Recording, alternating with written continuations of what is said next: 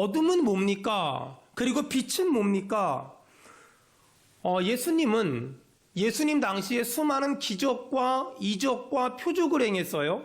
그 정도 봤으면, 그 정도 두 눈으로 직접 목격했으면 대부분의 사람들이 예수님을 믿어야만 하잖아요. 근데 문제는 뭐냐면 꽤 많은 사람들이 그런 기적과 이적과 표적을 두 눈으로 직접 현장에서 봤음에도 불구하고 예수님을 믿지 않은 사람들이 굉장히 많았어요. 여러분, 우리 주변에도 진짜 안진뱅이가 일어나고 눈먼 자가 눈 뜨고 또 수많은 기적과 이적이 일어나는 걸 보았음에도 불구하고 하나님을 원망하고 불평하고 하나님을 욕하고 하나님을 떠나는 사람들이 꽤 많아요.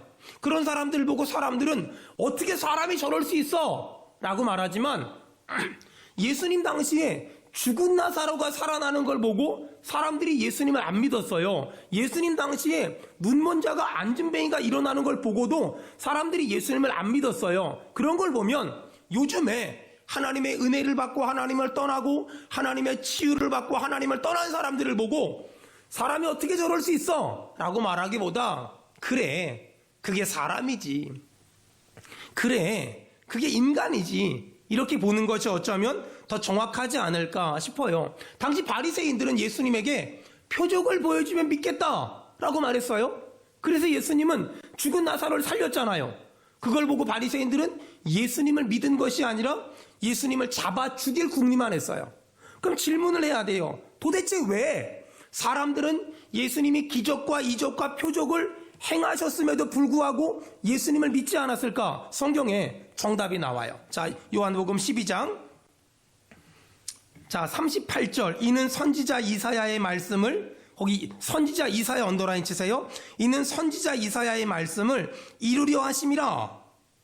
자, 선지자 이사야의 말씀이 뭐냐? 주여. 우리 38절 거기 주여. 다 같이 읽겠습니다. 시작. 주여, 우리에게서 들은 바를 누가 믿었으며 주의 팔이 누구에게 나타났나이까? 주여, 우리에게서 들은 바를 누가 믿었으며 주의 팔이 누구에게 나타났나이까? 왜 사람들이 기적과 이적과 표적을 보고도 예수님을 믿지 않았을까? 40절 우리 다 같이 읽겠습니다. 시작. 그들의 눈을 멀게 하시고 그들의 마음을 완고하게 하셨으니. 자, 거기 보니까 이사야 선지자의 말씀이 그대로 이루어졌어요. 40절 언더라인 치세요. 왜 사람들이 예수님이 행하신 기적과 이적과 표적을 보고도 예수님을 믿지 않았을까? 40절에 하나님이 그들의 눈을 멀게 하셨어요. 그리고 그들의 마음을 완고하게 하셨어요. 그래서 하나님이 눈을 멀게 한 사람, 하나님이 마음을 완고하게 한 사람들은 예수님을 믿을 수가 없었다. 그리고 그것은 이사야의 말씀을 이루신 것이다 라고 말한 거예요. 여러분, 이걸 조금만 우리의 삶 가운데 적용해 보면, 아니, 하나님이 어떤 사람은 눈을 멀게 하시고 마음의 문을 닫아서 예수님을 믿지 못하게 했대요. 그렇다면 우리가 예수님을 믿은 건 내 선택에 대한 결과일까? 그렇지 않아요. 우리가 예수님을 믿게 된 건 하나님이 눈을 열어주셨기 때문이고 하나님이 마음을 열어주셨기 때문입니다. 그러므로 내가 예수님을 믿은 건 내 선택에 대한 결과가 아니라 하나님의 은혜의 선물인 줄로 믿습니다. 내가 예수님을 믿은 것, 내가 많고 많은 교회 중에 수원 은혜교회를 다니게 된 것은 내가 선택한 게 아니에요. 내가 선택해서 예수님 믿었고 내가 선택해서 수원 은혜교회를 다니게 된 것이 아니라 하나님이 눈을 열어주셔서 하나님이 마음을 부드럽게 하셔서 내가 예수를 믿게 된 것이고 내가 수원 은혜교회를 다니게 된 것이다. 그러므로 지금 내 믿음의 출발은 내가 아니라 하나님으로부터 이루어진 것이다. 또다시 말한다면 내가 예수님을 믿은 것은 내 선택이나 내 결정이 아니라 하나님이 내가 예수님을 믿도록 그리고 내가 수원 은혜교회를 다닐 수 있도록 은혜를 주신 것이다. 동의하면 아멘 합시다. 아멘. 자, 그렇다면 내 믿음은 내 선택에 대한 결과가 아니라 하나님이 주신 은혜에 대한 결과다. 이 믿음이 있는 사람은 때로는 살다 보면 삶이 힘들고 인생이 고단하다 보면 믿음이 흔들리는 것 같아요. 믿음이 무너지는 것 같아요. 믿음이 망가지는 것 같을 때가 있어요. 하지만 걱정하지 마세요. 염려하지 마세요. 내 믿음이 흔들리는 것 같다. 내 믿음이 약해지는 것 같다. 내 믿음이 자꾸만 깔아앉는 것 같다. 그건 느낌이지 실체가 아니에요. 왜냐? 내가 믿은 것이 아니라 하나님이 믿게 하신 거잖아요. 내가 하나님의 손을 붙잡은 것이 아니라 하나님이 지금 내 모습과 상관없이 나를 붙잡고 계시는 줄로 믿습니다. 여러분 생각해 보세요. 예수님 당시에는요, 예수님이 죽은 나사로를 살렸어요. 그걸 보고도 안 믿은 사람들이 있었는데 우리는 성경에 죽은 나사로가 살아났대, 그걸 읽고서 믿어버리잖아요. 이게 은혜지 않습니까? 이게 축복이지 않습니까? 우리는 이런 큰 은혜를 받은 사람인 줄로 믿습니다. 자, 그렇다면 누가 어둠에 다니는 겁니까? 여러분, 오늘은 이 요한복음 12장 40절을 보고 볼 거예요. 그들의 눈을 멀게 하시고 그들의 마음을 완고하게 하셨으니. 자, 어떤 사람이 예수 믿는다 그랬지요? 하나님이 눈을 열어준 사람, 하나님이 마음을 부드럽게 한 사람. 자, 그렇다면 누가 어둠에 있을까? 누가 하나님을 믿지 않을까? 그들의 눈을 멀게 하신 사람, 눈이 먼 사람이 하나님을 믿을 수 없어요? 어둠에 살아요. 마음이 완고하게 된 사람이 하나님을 믿을 수 없어요? 그리고 모든 걸 똑바로 볼 수 없어요.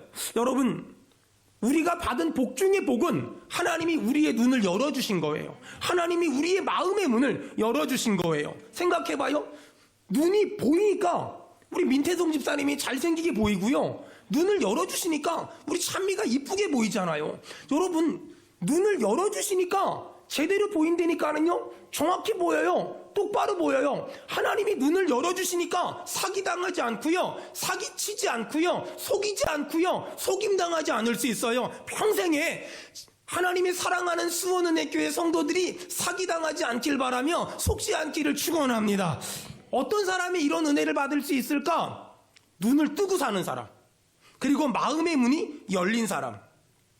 가끔 보면은요, 길이 아닌데 가는 사람들이 있어요. 가끔 보면은요, 잘못된 선택, 잘못된 판단을 하는 사람들이 있어요. 아주 가끔 보면은요, 제가 제일 답답한 사람 중에 한 사람은 뭐냐면, 지금 먹고 살만해요. 지금 사는 게 부족함이 없어요. 지금 삶에 여유가 있어요. 그러다 보니까 힘들고 가난하고 어렵게 사는 사람들을 약간 깔보고 무시하고 하대하는 사람들이 있어요.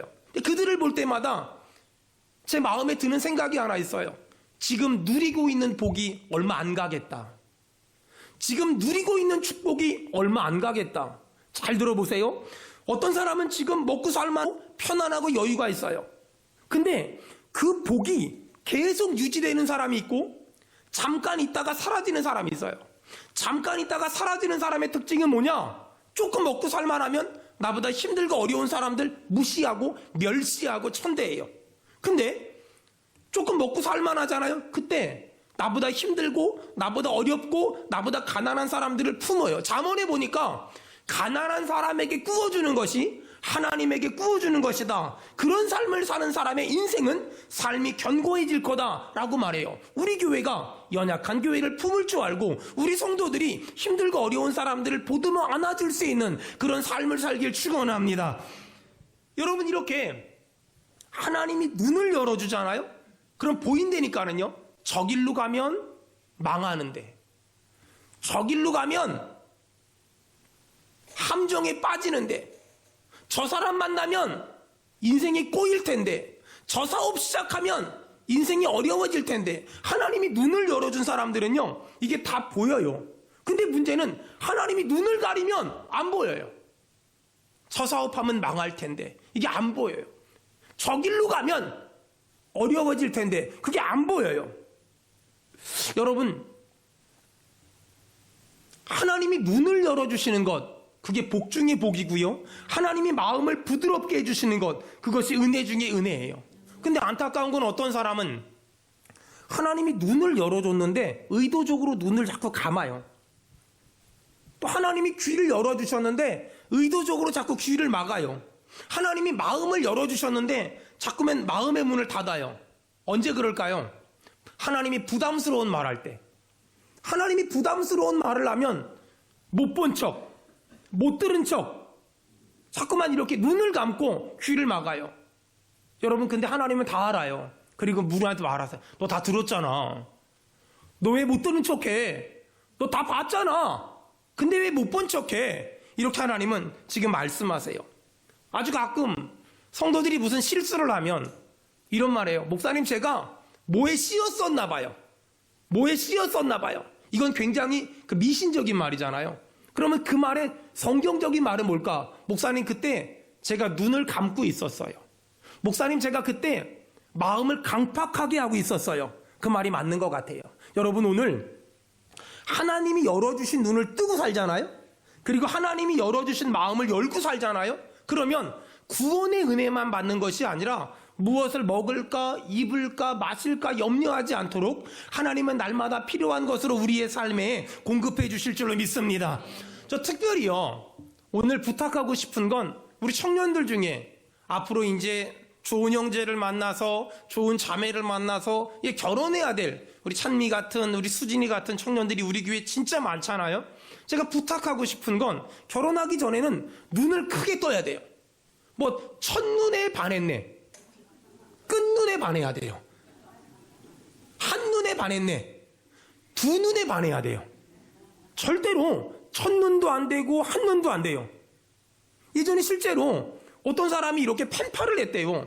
근데 그랬대요. 한눈에 반했다고. 그래서 펜팔을 오래 하다가 만났는데 애꾸눈이더라고. 물론 다 필요하죠. 하지만 결혼을 하기 전엔 눈을 크게 뜨고 봐야 돼요. 그리고 결혼을 딱 하는 순간부터 눈을 감아야 돼요. 근데 어떤 분들은 결혼하기 전에 눈 감고 연애하다가 결혼하고 나서 갑자기 눈이 띄어가지고 내 눈을 찔러야 돼, 찔러야 돼, 이러면 뭐 할 거예요?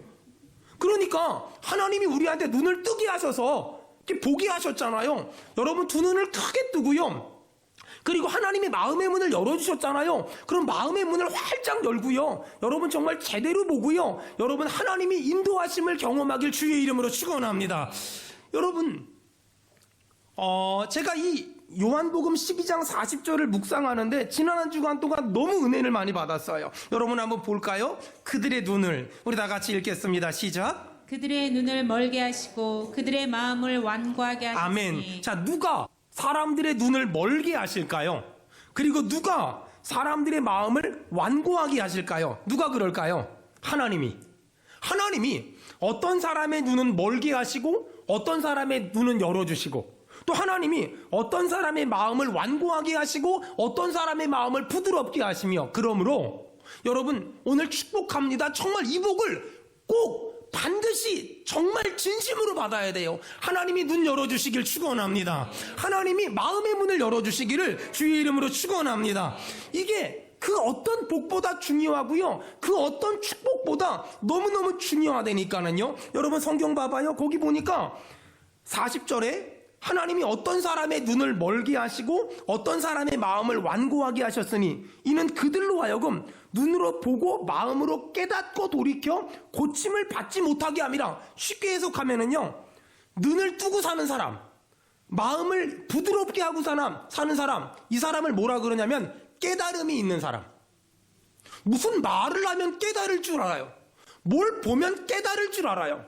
무슨 책을 보면 깨달을 줄 알아요. 누가? 눈이 열린 사람, 마음이 부드러운 사람은 뭘 보고 어떤 상황을 보면 깨달음의 은혜가 있어요. 근데 눈이 먼 사람, 마음이 완고한 사람은요, 아니 뭘 봐도 깨닫지를 못해요. 뭘 들어도 깨닫지를 못해요. 설교를 들어도 깨닫지를 못해요. 은혜를 받아도 깨닫지를 못해요. 여러분, 하나님이 열어주신 눈 뜨고 하나님이 부드럽게 하신 마음의 문 활짝 열고, 여러분 우리 모두에게 깨달음의 은혜가 있길 축원합니다. 이 깨달음의 은혜가 있잖아요. 이게 놀라워요. 여러분 한번 봐봐요. 저희 어머니는 저보다 공부를 많이 못하셨어요. 근데요, 우리 어머니는요 저보다 수천 배는 더 지혜로우세요. 저희 장인 장모님도요 저보다 수천 배, 수만 배는 더 지혜로우세요.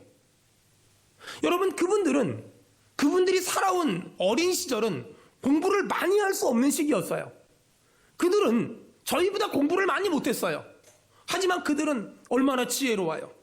얼마나 삶의 지혜가 많아요. 여러분, 부모가 자녀한테 가르쳐야 될 건 지식이나 공부가 아닌 것 같아요. 부모가 자식에게 가르쳐야 될 건 내가 살면서 경험한 깨달음. 아들아, 아빠가 이만큼 살아보니 너 이렇게 살았으면 좋겠어. 딸아, 엄마가 이만큼 살아보니 너 이렇게 살았으면 좋겠어. 여러분, 그런 깨달음을 이야기해 주는 것, 전 그게 부모 자식 간에 회복돼야 될 진리 아닐까요? 목사와 성도 간에 회복돼야 될 진리 아닐까요? 제가 하나님의 은혜로 선교사의 직분을 감당하면서 많은 의사 선생님들을 만났었어요. 근데 제가 만났던 많은 의사분들 중에서는 의사 기술자 같은 사람도 있었고 의사 선생님 같은 사람도 있었어요. 의사 기술자는 정말 병을 고치는 기술자 같아요. 근데 의사 선생님은 병만 고치는 것이 아니라 사람의 마음도 만져주시고 사람의 감정도 만져주시고 사람의 인격을 다듬어 주시는 그런 분들이었어요. 여러분, 그 의사 선생님들은요, 그들 안에 단순히 기술이 좋은 사람이 아니라 깨달음이 있는 사람이었어요. 보세요. 내가 하는 일에 하나님이 주신 남다른 깨달음이 있잖아요. 예를 들어서 내가 자동차를 고쳐요. 근데 하나님이 주신 깨달음이 있잖아요. 그러면 남들 보기엔 그냥 자동차를 고치는데 그 깨달음이 있는 사람은 그 일에 남다른 의미와 남다른 가치와 남다른 생각을 집어넣고 일을 해요. 그러다 보니 남들 보기엔 자동차를 고치지만 그 사람은 마치 전 세계를 구하는 사람인 것처럼 그 일을 귀하고 소중하게 감당할 수 있어요. 여러분, 남들 보기엔 아이들 가르치는 것 같아요. 근데 그 아이들을 가르치는 어린이집 선생님이 그리고 어린이집 원장님이 하나님이 주신 깨달음을 가지고 그 아이들을 가르치는 걸 마치 미래의 대통령을 가르친다, 미래의 어떤 장관을 가르친다, 미래의 리더십을 가르친다, 이런 가치를 부여해서 아이들을 가르치면 그들은 남들 보기엔 호찔질이 아이들 가르치는 것 같지만 그들의 마음에는 미래를 책임지겠다는, 미래의 다음 세대를 책임지겠다는 그 뜨거움들, 그 열망이 있지 않을까요? 여러분, 교회에서도 마찬가지예요. 많은 선생님들이 주일학교 아이들을 지금도 가르치고 지금도 섬기고 있어요. 남들 보기에는 왜 그렇게 힘든 일 하냐고, 왜 그렇게 어려운 일 하냐고 말할 수 있지만 그 사람 마음에 하나님이 주신 깨달음을 가지고 그 아이들을 보잖아요. 그 아이들 앞으로 10년 뒤에 어떻게 바뀔지, 30년 뒤에 어떻게 바뀔지, 50년 뒤에 어떻게 바뀔지 우리가 어떻게 장담하겠어요? 어떻게 장담하겠어요? 근데 그 아이들을 가르치는 선생님이 남다른 깨달음을 가지고 나는 다음 세대를 길러내는 거야, 나는 한국교회의 리더십을 키워내는 거야, 나는 한국교회의 영적인 지도자를 키워내는 거야, 이런 깨달음을 가지고 그 아이들을 가르치면 그 사역이 얼마나 귀하고 그 사역이 얼마나 보배롭고 그 사역이 얼마나 존귀하겠습니까? 여러분, 제가 오늘 아주 중요한 은혜를 한번 얘기할 테니까 정말 이 은혜를 꼭 받아 누렸으면 좋겠어요. 여러분, 애들이 못 보는 거 부모가 보고 말해줄 때 듣는 은혜가 여러분의 자녀에게 임하길 축원합니다. 아멘. 이거 굉장히 중요한 은혜예요. 어떤 자녀는요, 아버지 엄마가 무슨 말하면 아빠가 뭘 한다 그래, 엄마가 뭘 한다 그래 이러거든요. 근데 애들이 어려서 못 보는 거 부모가 보고 말해주는 은혜. 반대로요, 부모가 못 보는 거 아이들이 보고 말해주는 은혜. 이런 거 있잖아요. 오늘 교회 가기 싫은데 갑자기 아들내미가 그래, 엄마 왜 교회 안 가? 그럼 깨달아야 돼요. 당나귀를 통해 말씀하시는 하나님이 우리 아들을 보고 말씀하시는구만. 깨달아야 돼요. 깨달아야 돼요. 부모가 못 보는 거 자녀가 보고 말해주는 은혜. 이번 주 수요일 날도 아이들이 분명히 말할 거고요, 이번 주 금요일 날도 아이들이 분명히 말할 거고요, 내일 새벽에도 애들이 분명히 말할 거예요. 왜 자빠져 자? 이렇게 말할 거예요. 여러분, 애들이 못 보는 거 부모가 보고 말해주는 은혜, 부모가 못 보는 거 애들이 보고 말해주는 은혜. 여러분, 목사가 못 보는 거 성도들이 보고 말해주는 은혜. 또 성도들이 못 보는 거 목사가 보고 말해주는 은혜. 우리 교회에 이 은혜가 임하길 축원합니다. 저는 오늘 본문이 너무너무 좋은 게 뭐냐면요, 또 볼까요? 자, 40절. 하나님이 어떤 사람의 눈은 멀게 하시고 어떤 사람의 마음을 완고하게 하신대요. 반대로 말하면요, 하나님이 어떤 사람의 눈은 열어주시고 어떤 사람의 마음은 부드럽게 해주신대요. 여러분, 여기서 중요한 거, 여기서 어떤 사람이란 하나님은 하나님을 믿는 사람의 마음과 생각만 주장하실까요? 아니면 하나님은 불교 신자도, 무당집에 있는 사람도, 또 안 믿는 사람도, 또 외국에 있는 사람도 전부 다 하나님은 그들의 생각과 마음과 감정을 주장할 수 있을까요? 첫 번째일까요? 두 번째일까요? 두 번째지요. 하나님은 하나님을 믿지 않는 사람의 마음과 생각도 주장하시며, 하나님은 나와 상관없는 사람의 생각과 마음도 전부 주장하세요. 다시 말해서 모든 사람의 생각과 모든 사람의 마음이 전부 다 하나님의 손 안에 달렸어요. 저는 정말 그런 일을 많이 경험했던 게, 여러분 지금 우리가 드림센터로 이용하는 그 집 있잖아요. 본당 옆에 집. 그 집이요, 할아버지 할머니가 사셨거든요. 그 집을 예전에 저희가 뭐라고 불렀냐면 포도밭이라고 불렀어요. 포도밭 있는 집. 골목이 조금 했고요. 거기 집이 있었고 할아버지가 할머니가 사셨거든요. 근데 할아버지 할머니가 우리 교회에서 낙엽만 하나 넘어가도 민원을 내세요. 이야, 이렇게 나무가 이렇게 뻗어가지고 그쪽으로 넘어가도 전화하세요. 근데 그러시는 분이었어요.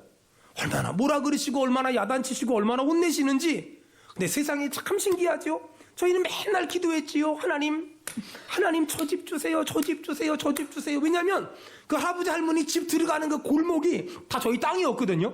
근데 그 할아버지 할머니는 혜택을 받으면서도 욕을 하세요. 제발 저 집 좀 주세요, 저 집 좀 팔게 해주세요. 근데 동네 사람들이 다 얘기했어요. 저분은 저기서 가실 거라고. 아무도 얘기 안 해. 믿지 않았어요. 더군다나 우리가 막 기도하는데도 불구하고 어느 날 할아버지가 도로 입구에 아스팔트를 쫙 까세요. 그걸 보고 낙심했어요. 영원히 사시겠구나. 그리고서 며칠 있다가 연락이 왔어요. 파신다고. 신기하잖아요. 아스팔트 깔고 파시더라고요. 양이공구리를 깔고 파는 거야. 여러분 누가 하셨을까요? 저는 하나님이 하셨다고 믿습니다. 여러분 이거예요. 하나님이 모든 사람의 마음을 주장하시고 모든 사람의 생각을 주장하세요. 이게요, 정말 은혜가 되는 말인 건 뭐냐면요, 예를 들어서 다음 주 한 주간 동안 중요한 계약을 앞두고 있는 분들 있다면 여러분 이렇게 기도하세요. 하나님, 나와 계약하는 그 사장님의 눈에 내가 준비한 서류가 좋아 보이게 하시고, 또 제가 좋아 보이게 하시고 우리 회사가 믿을 만한 회사로 느껴지게 도와주시옵소서. 여러분 이렇게 기도하고 그 사람을 만나야 돼요. 예를 들어서 진학, 또 취업을 앞두고 있는 우리 고3, 또 수험생, 또 부모님들이 있을 거예요. 저도 그 부모님 중에 한 사람이거든요. 그런데 여러분 이렇게 한번 기도해 보세요. 잘 적어놨다 그대로 해보는 거예요. 하나님, 우리 아이가 면접을 보러 가는데요, 면접관의 눈에, 여러분 그거 아세요? 사무엘 선지자가 이새의 집에 가서 이 집에 왕 될 사람이 있대. 그랬더니 아들을 다 불렀는데 한 명도 없었어요. 또 없냐고 물어봤더니 저 양치기 목동 다윗이 있다고. 다윗을 데리고 왔을 때 사무엘이 너무너무 기뻤다는 거예요. 면접관의 눈에 내 아들을 보자마자, 내 딸을 보자마자 이새의 집에서 다윗을 본 사람 마음이 들게 하시며, 바라기는 그 면접관의 눈에 내 아들을, 내 딸을 이 학교에 입학시키지 않고선 잠이 오지 않는 은혜를 주시옵소서. 여러분 이렇게 기도를 하고 아이를 면접을 보러 가게 하고, 이렇게 기도를 하고 아이를, 사람을 만나러 가게 하는 거예요. 왜냐하면 이렇게 기도하는 게 너무너무 중요한 이유가 뭐냐면요, 면접은 누가 볼까요? 사람이 보지요. 사람은 객관적일 수 있을까요? 물론 면접관님들은 객관적이려고 엄청 노력할 거예요. 하지만 사람은 절대 객관적일 수 없어요. 사람은 그때그때 마음이 달라지고 그때그때 감정이 달라질 수밖에 없어요. 여러분도 그렇지요? 그냥 좋은 사람, 근데 반대로 그냥 싫은 사람도 아주 가끔 있잖아요.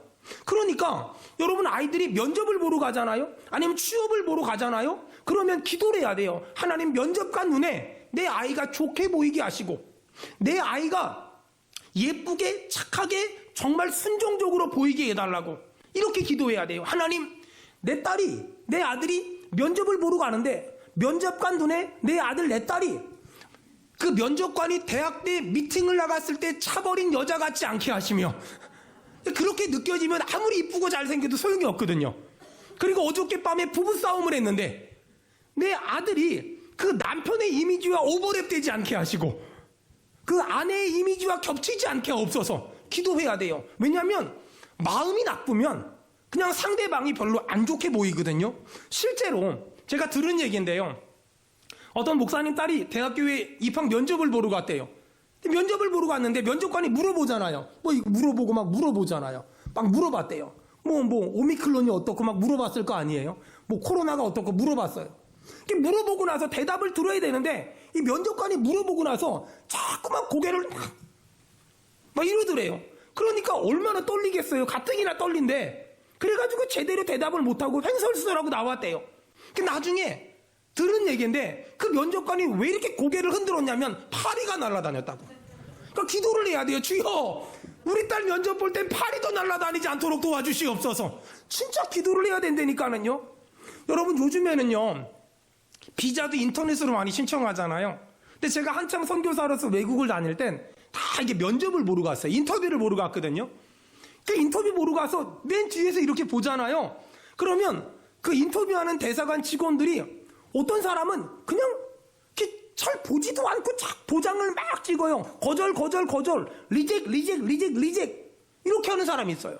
근데 어떤 면접관은요, 어떤 대사관 직원은요, 소리도 별로 안 보고 인터뷰도 안 하고 다 어프로브를 하고 승인 찍는 사람이 있어요.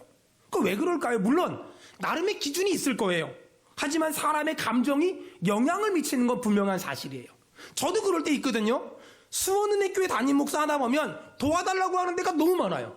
근데 어떤 데는 도와주고 어떤 데는 안 도와줄까요? 신기한 거는요, 물론 도와달라는 편지의 내용도 보겠죠.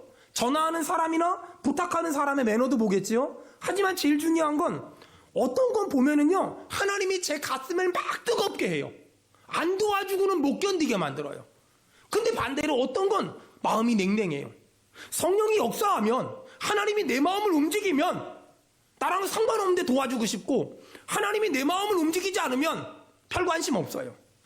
여러분, 이런 영적인 비밀을 아는 사람은요, 중요한 계약을 앞두고 서류만 잘해서 가지 않아요. 이런 영적인 비밀을 아는 사람은요, 그냥 수시만 잘 보고 수능만 잘 보고 그냥 내가 가서 하면 되지 라고 덜렁덜렁 가지 않아요. 어떻게 하는 줄 아세요? 중요한 시험이 있다면, 중요한 계약이 있다면 먼저 아침에 일어나서 하나님께 기도하고 본인도, 그 다음에 주변의 기도의 동역자들에게 기도해달라고 요청하는 거예요. 저희 아이들은 중요한 시험 보러 가기 전에 저 춘천에 전화해요.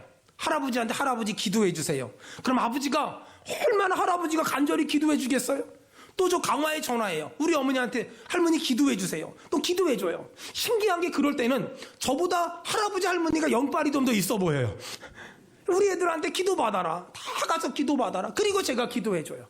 그리고 가서 시험 봐라 라고 얘기하거든요. 여러분 잘 들으세요. 기도 안 하면 되는 일 하나도 없어요. 하지만 기도하잖아요. 하나님이 선한 길로 복된 길로 인도해 주실 줄로 믿습니다. 아마 12월 한 달 동안 우리 아이들의 인생에 많은 결정이 되어질 일들이 있을 거예요.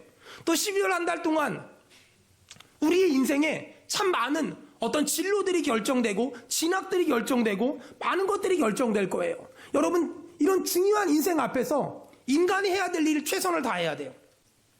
내가 해야 될 일, 인간적으로 노력해야 될 일 최선을 다해야 돼요. 하지만 인간적인 노력만 가지고는 부족해요. 오늘 성경에 보니까 사람의 마음을 부드럽게 하시는 이가 하나님이시며 사람의 눈을 열어주시는 이가 전능하신 하나님이시잖아요. 그러면 그런 중요한 일을 앞두고 그냥 인간적인 노력만 하고 가지 말고 여러분 기도하세요. 여기저기 기도해달라고 부탁하세요. 목사님 기도해주세요. 전사님 기도해주세요. 장로님 기도해주세요. 전사님 기도해주세요. 기도해달라고 부탁하세요. 기도해달라고 이야기하세요. 그리고 기도 받으세요.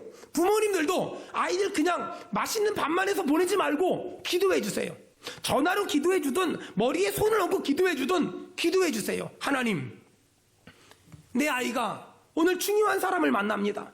하나님, 내 아이가 오늘 시댁 식구들을 만나며 오늘 내 아이가 처갓집 식구들을 만납니다. 그들의 눈에 내 아이가 좋게 보이게 하시고 그들의 눈에 내 아이가 참 은혜롭게 아름답게 보이게 도와주시옵소서. 하나님, 내 아이가 지금 대학을 진학하고 대학원을 진학합니다. 오늘 면접관을 만납니다. 그들의 눈에 내 아이가 좋게 보이게 하시고 그들의 마음에 내 아이가 온유하게 보이게, 그리고 그 학교에 그 회사에 입학할 수 있는 기회를 줄 수 있는 마음을 그들에게 열어주시옵소서. 여러분, 이런 기도가 아무것도 아닌 것 같습니까? 아니요.